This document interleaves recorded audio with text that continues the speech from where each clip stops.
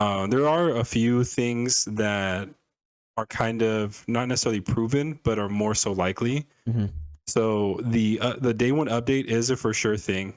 Mm-hmm. I believe Nintendo announced that themselves that there would be a substantial day one update Yeah. that is required. In regards to what you would need it, like why it's required, I'm not too sure. But one thing is for sure is the backwards compatible for Nintendo Switch 1 games Most are of them not are. playable. I heard most They're of them not. are compatible.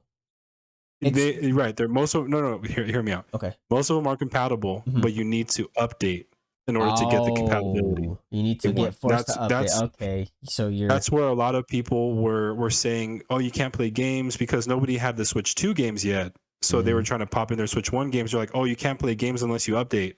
And that's where that information came from. But as far as Switch 2 games, nobody knows that one for sure because of course nobody has their hands on the physical cartridges for those yet. But one thing is for sure, you do need to play or do need to update in order if you want to play Switch 1 games.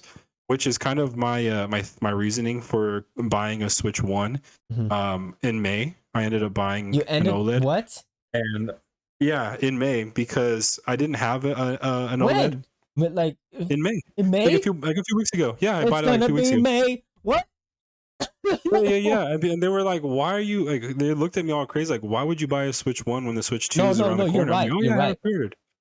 But I was like, now's my chance to get a brand new sealed Switch 1 OLED, so that if anything, I always have the compatibility Mm-hmm. with Switch 1 games. Even though Mm-hmm. they are not going to run probably as well as they will on the Switch 2, I won't be locked out of certain games because as of right now, there is a list, a pretty substantial list, Yeah. games like Rocket League, Mega Man Anniversary that are locked out of the Switch 2 because they just don't run.